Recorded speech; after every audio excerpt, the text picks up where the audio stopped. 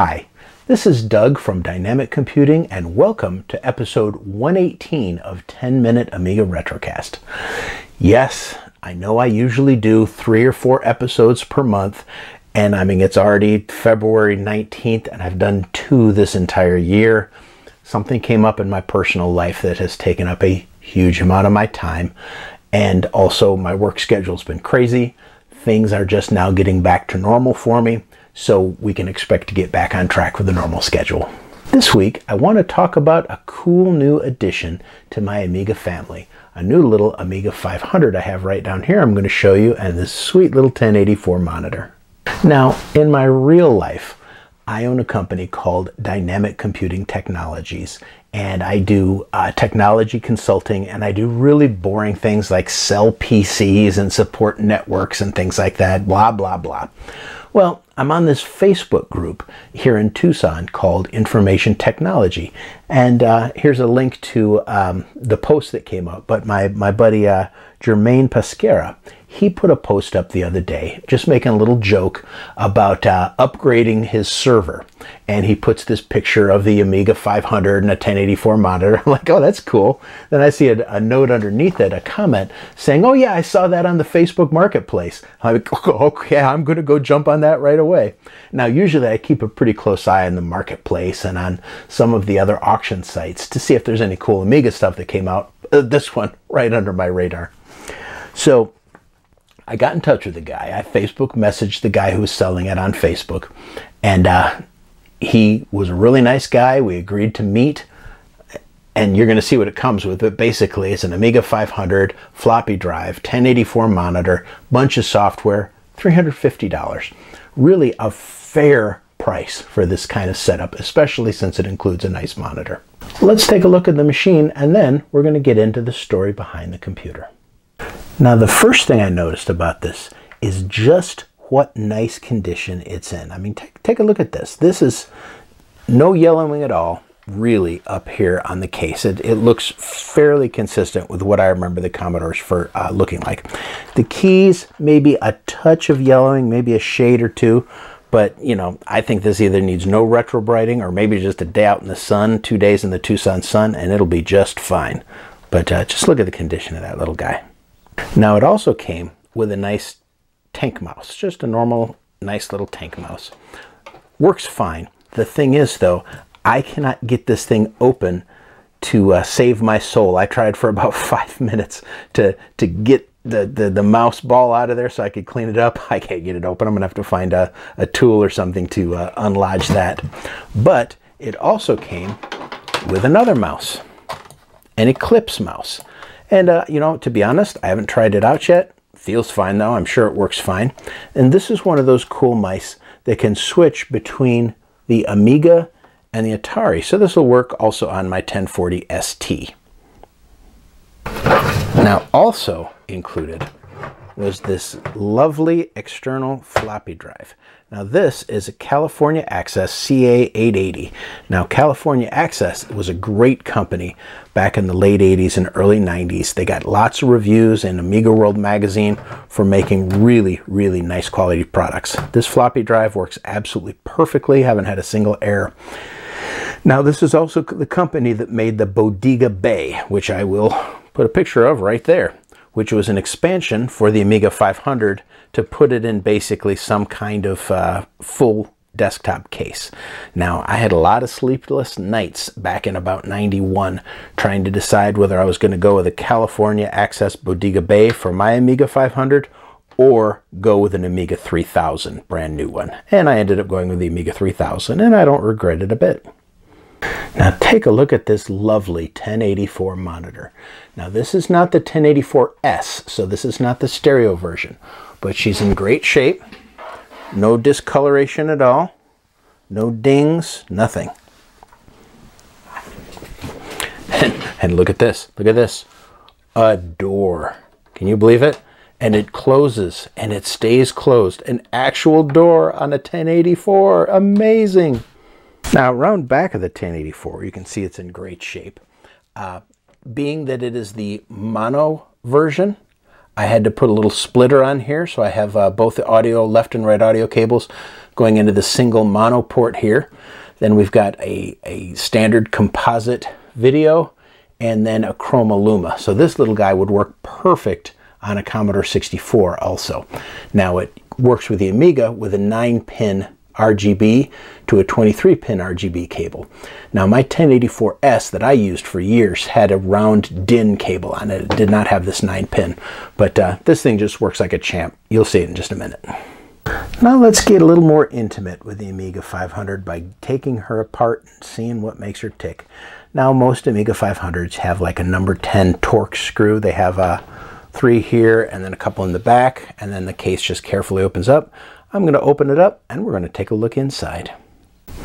Now that we have the screws out of it, we can just carefully lift the top off. Ignore the horrible cracking sounds. You can see it's in pretty good shape. There's a little dust on the RF shield. Here's the keyboard cable, and we're going to unplug that from the motherboard so we can carefully set the keyboard aside. Now, of course, it's got some keyboard crumbs in here. I need to take my air compressor and blow that out. And then we've got this grounding strap right here that we'll just carefully remove.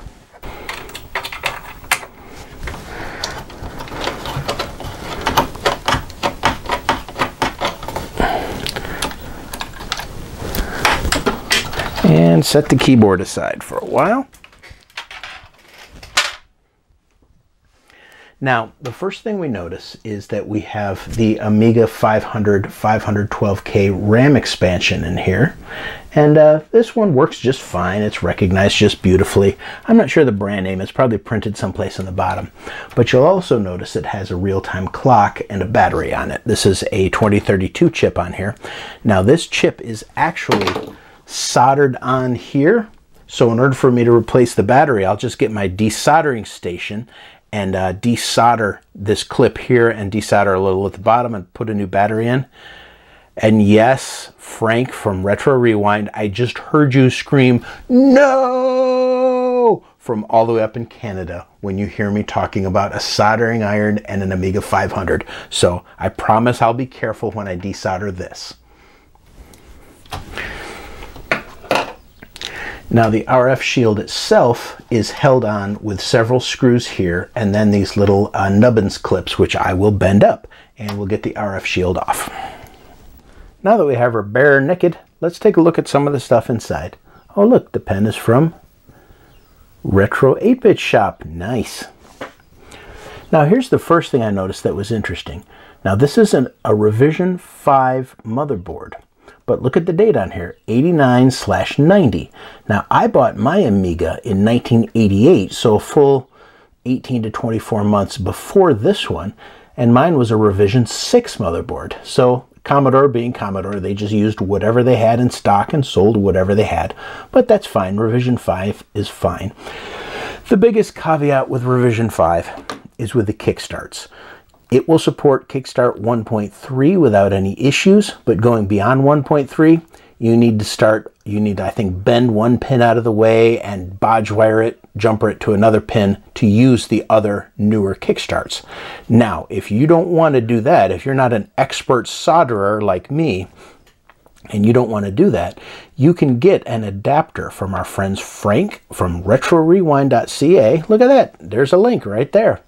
And he has a special little adapter that allows you to use any Amiga OS Kickstart for the Amiga 500 on the Rev 5 boards without any further modification. 10 bucks, absolutely worth it. And of course right here, we have our Agnus chip. This is an 8370. So this is just a 512K Agnus chip. So it's going to see 512K of chip RAM, and then 512K of the supposed fast RAM. Now, it's not really fast RAM. Anything above the 1 megabyte would be fast RAM. This runs at the same speed as chip RAM because of how the Amiga 500 is designed. So it's called slow fast RAM, or as we used to call it in the day, half-assed RAM. This also has a standard Denise chip on it, so nothing special about the Denise chip here, just an OCS Denise chip. Now, if we upgrade the Denise chip to ECS, which I strongly recommend you do if you have an OCS machine, that's just a chip. You just plug in the ECS Denise and you're off and running. If you want to go with an ECS Agnus, one of the higher end Agnuses, like the, what is it, the 8373A, I think it is, that supports 1 megabyte, the chip will fit in here, absolutely.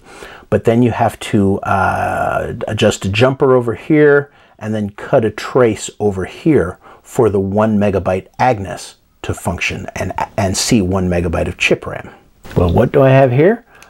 I have a 2 megabyte Agnus. Now this is the model 8375. It's the specific model for an Amiga 3000, and this thing's still in its blister pack. It's literally never been opened. Can I just pop that chip in here and access 2 megs of chip RAM? No. Can I put it in there and access 1 mega chip RAM? No. I need to get an adapter to fit on here to tell it to use the Amiga 3000's ECS Agnus chip. Now, our good friend Jens at Individual Computers sells one, and his is kind of cool. It's an adapter that fits on here and uses your own Agnus. It completely bypasses the trapdoor memory, just completely ignores it. And it's got the 2 megs of chip RAM right on the adapter. I'm considering that one. And I've also seen a couple of them that are less expensive that have just 1 megabyte of RAM on here, and then it uses the 1 megabyte of RAM here. I'm going to take a look and see which one I'd rather do to bring this guy up to either 1 megabyte or 2 megabytes of chip RAM. Now, in my humble opinion, upgrading your Amiga, even a 500 Rev 5 to ECS, 100% worth it. Not only for the enhanced screen modes that the ECS will give you, like a nice flicker-free 640 by 480 on a VGA monitor in 4 colors, but the fact that you can easily switch between PAL and NTSC with just literally with a click of a mouse, where this machine, when it's OCS, basically it's an NTSC machine, and NTSC it would remain unless I swapped out the chips. Upgrading it to ECS, boom, I can swap between the two of them, no problems at all. So of course it comes with Kickstart 1.3, and now that we have her together, we see a beautiful Kickstart 1.3 screen up there, and it came with some nice Kickstart 1.3.2 discs, including the originals, which is great. Let's just boot her up, make sure she works. And the floppies, both the external and the internal floppy, have reported absolutely fine. They worked fine, booted with every disk, not a single error. Now I'll probably go ahead and clean them anyways, clean the heads, maybe re-lube them a little bit, but this thing was in great condition. So you can see it boots right up to an absolutely beautiful, rock-solid display on my 1084. Shows I got a full meg of shows that I have a full meg of memory free. The audio, even though it's mono, works absolutely perfectly. Let's give it a sample.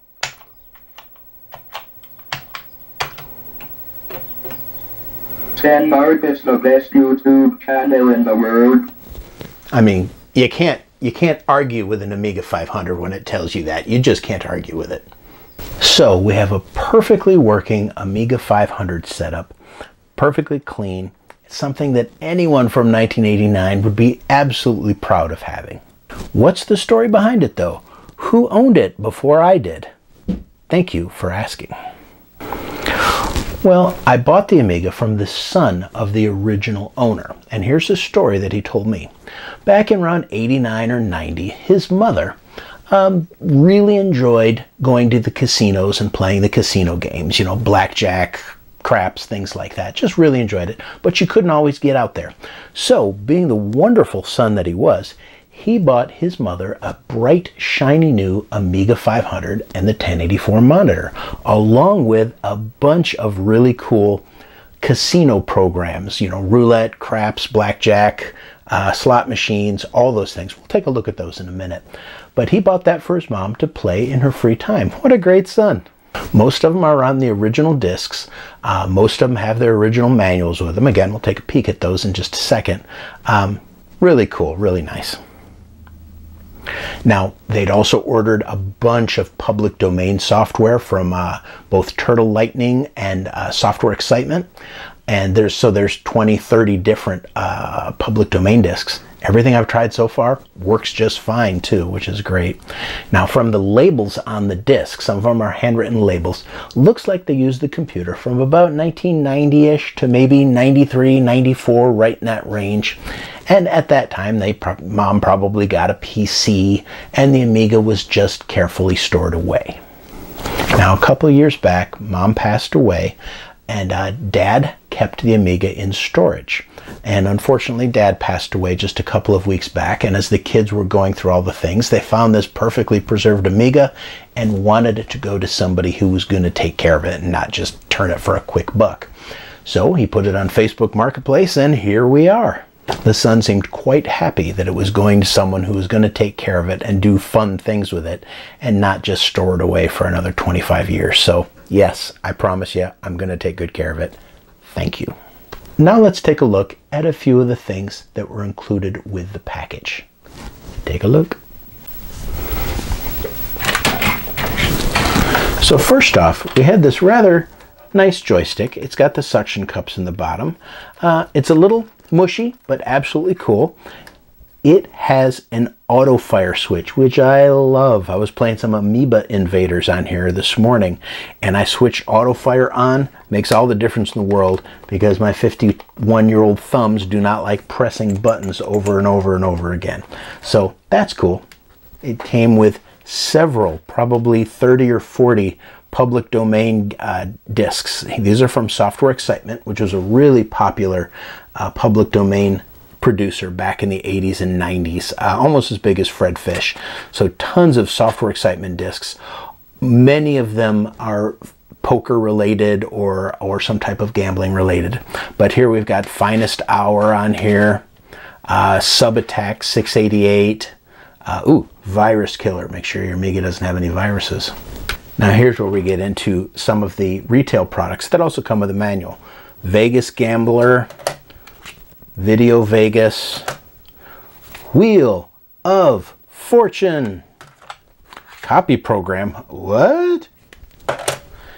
Solitaire, Chinese Checkers, Poker Solitaire, and our original Amiga discs, which are kind of cool.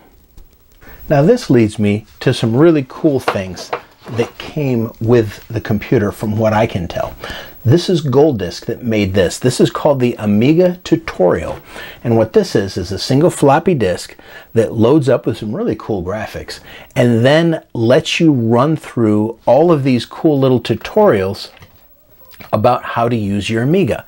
Using the mouse, using Windows, no, not Microsoft Windows, using disks, using Workbench, and these are step-by-step on how to go back and forth on your Windows, how to use your floppies, make copies, using the various Workbench utilities, and actually step-by-step. So I'm going to do a whole show on this. I think this is cool that this computer came with a tutorial disk.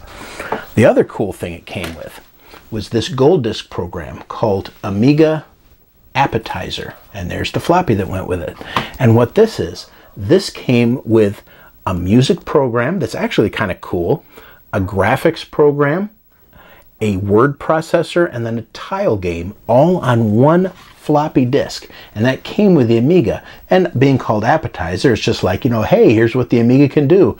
Now spend money on the real stuff. But these programs are actually usable and useful and kind of cool. So I'm going to do a whole episode based on the demo and based on Amiga Appetizer and talk about the potential that could have come from that.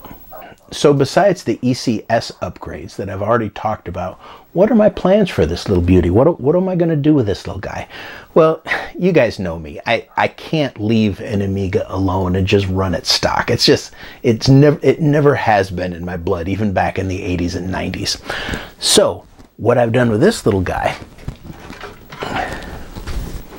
is I've started using it with my ACA 500. Now this is not the one that I blew up when I tried to put it in my Amiga or in my Checkmate case.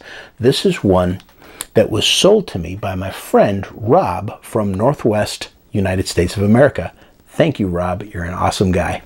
Now, for those of you who aren't familiar with the ACA 500, basically it's an accelerator that adds a 68,000 CPU that can run at 7, 14, 21, 28, or 42 megahertz.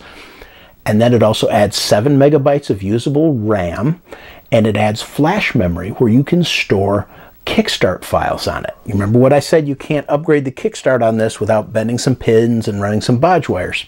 With this, you can just flash Kickstart 3.2.1 on here and any other Kickstart you want, and it'll boot right to it using this card here without affecting the internals of the computer. You don't even have to open up the Amiga. It just fits right in the slot in the side. Now, this also has 2 CF cards on it. One of them is bootable. You can use a nice 4 gig, 16 gig, 32 gig, whatever CF card and put your Workbench partition on here and boot from it.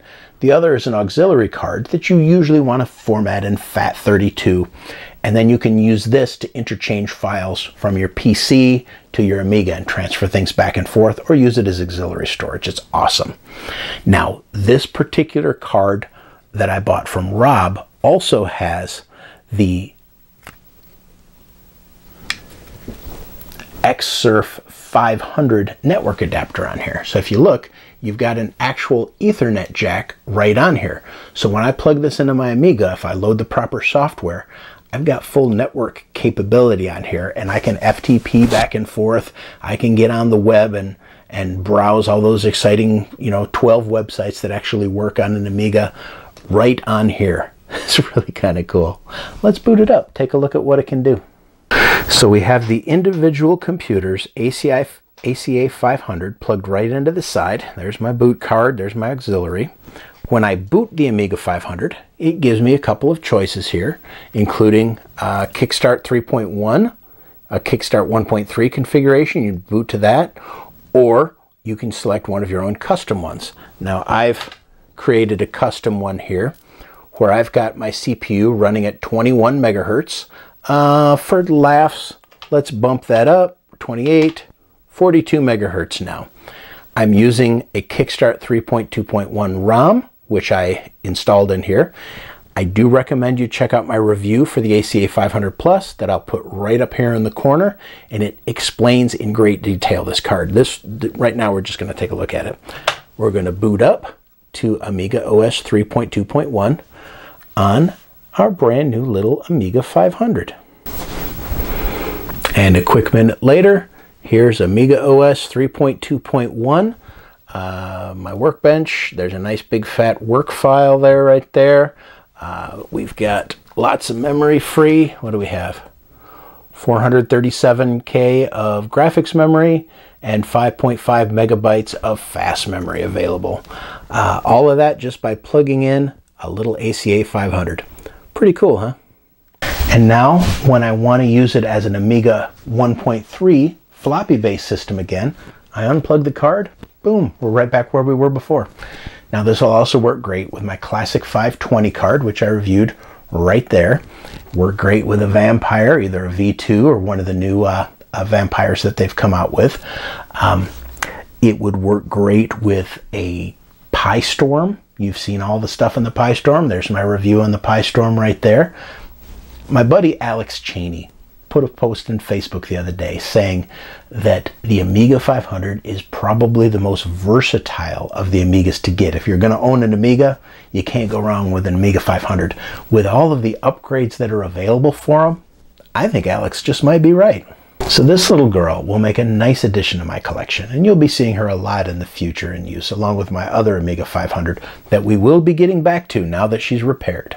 This will go along great with my theory of having 2 of each type of Amigas, so one to use, one spare backup machine, just in case, because you never know what could happen. And this 1084 monitor, she's going to have a treasured place right next to my other Commodore monitors here. I've got my 1802 and my 1702 that I use for my Amiga Video Toaster on my Amiga 2000, and she's going to work just perfectly in that scenario too. Thanks again to the nice family that sold me this machine. I really appreciate it, and she's going to be taken well care of. Thanks to my wonderful patrons who you see scrolling up the screen right now. You guys are absolutely awesome, and you make this kind of thing possible. If you're interested in helping the channel out, pop on over to patreon.com/10mark. Links in the description, and take a look at what we offer. I appreciate it, guys. Each and every one of you. Please like and subscribe. Please comment below. I love to interact with you people.